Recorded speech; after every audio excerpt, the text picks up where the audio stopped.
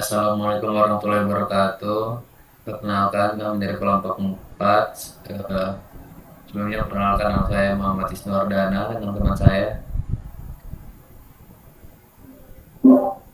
Perkenalkan, saya Ariel dari Informatika 24. Kenalkan, saya Ferdian Atagan dari Forum. Perkenalkan, nama saya Akmal Nujula dari Informatika Angkatan 24.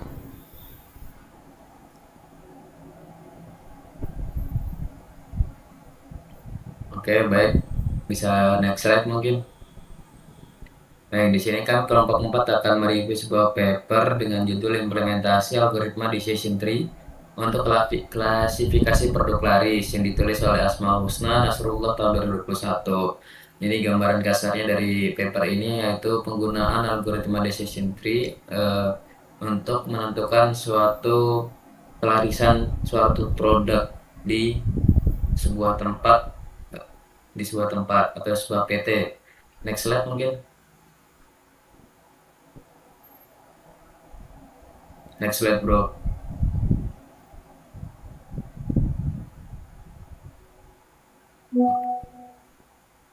Oke, baik, di latar belakang sendiri dari papernya tuh membahas tentang pemanfaatan data mining, khususnya algoritma decision tree C4.5. Nah, penggunaan algoritma ini digunakan untuk mengatasi masalah dalam menentukan produk laris atau produk yang laris dari suatu perusahaan dagang.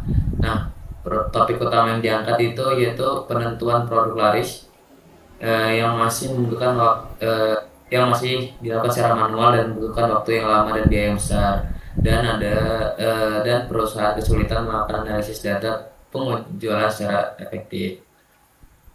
Mungkin bisa next slide. Oke, selanjutnya akan dibawakan oleh teman saya.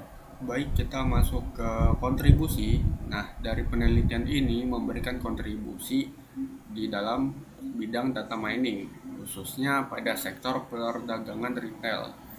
Kontribusi utamanya meliputi ada beberapa. Di sini ada 3. Pertama, memberikan alternatif solusi bagi perusahaan di PT Cipta Karya Gorontalo untuk menentukan produknya laris tanpa memerlukan riset secara manual yang memakan waktu dan juga biaya yang cukup besar. Yang kedua, menghasilkan model klasifikasi yang dapat membantu perusahaan dalam mempertimbangkan kebijakan pasokan produk berdasarkan jenis, merek, dan juga harga. Lalu yang terakhir, menguji keandalan algoritma C4.5 pada data privat, yaitu stok dan penjualan realnya, yang sebelumnya belum pernah diuji coba pada objek penelitian tersebut. Mungkin bisa next. Bisa dilanjut oleh teman-teman anggota yang lain.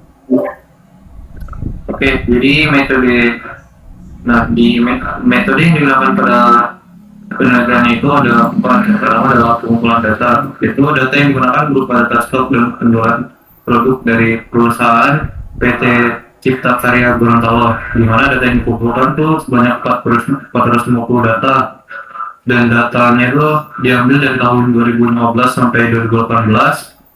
Nah, data tersebut terdiri dari kayak nomor transaksi, tanggal transaksi, jenis barang, nama barang, merek, harga, jumlah keluar, dan stok barang.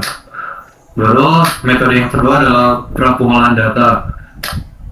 Nah, data dibersihkan dan disiapkan agar siap digunakan. Nah, di sini ada dua tahap yang dilakukan. Yang pertama adalah tahap data validation, yaitu data diidentifikasi dan menghapus data yang ganjil dan yang tidak konsisten agar model tidak ngawur nantinya. Lalu yang kedua adalah data cleaning, yaitu proses di mana data dicek apakah ada duplikasi data, baru diperiksa data yang inkonsisten dan memperbaiki data yang salah. Baru selanjutnya metode penerapan metode. Nah, di sini metode yang digunakan adalah algoritma decision tree C4.5. Baru yang terakhir adalah evaluasi hasil. Nah, di mana evaluasi ini menggunakan yang namanya cross validation untuk melihat akurasi, presisi dan recall yang dihasilkan oleh model. Nah, mungkin bisa next slide. Nah, di sini ada proses.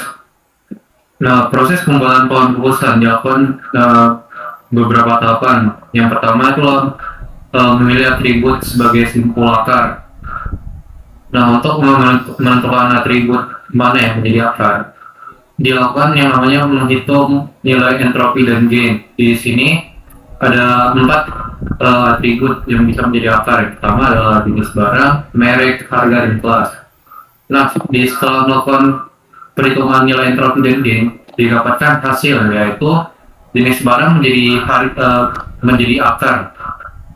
Nah, setelah menghitung nilai entropi dan gain, dilakukan pembuatan cabang untuk setiap nilai. Nah, untuk membuat cabang untuk setiap nilai itu dilakukan yang namanya pengulangan proses hingga terbentuk pohon keputusan. Nah, setelah terbentuk pohon keputusan, dilakukan evaluasi model. Seperti yang tadi saya bilang, evaluasi model itu dilakukan dengan cara cross validation, dan yang satu lagi namanya itu area undercover atau AUC.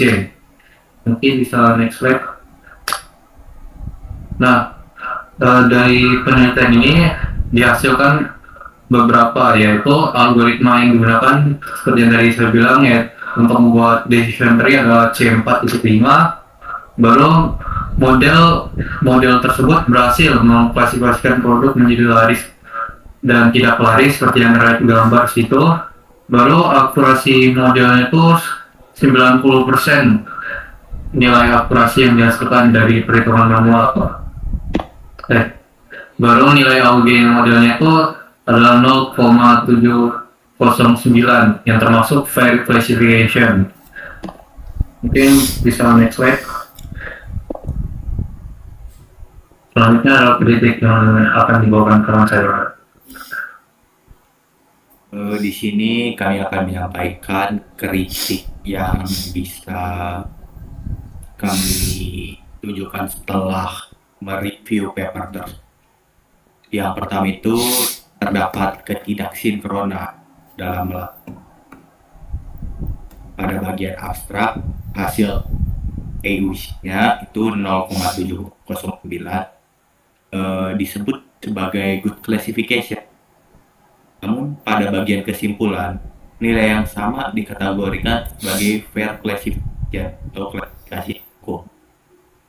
Yang kedua itu tidak ada perbandingan dengan algoritma lain.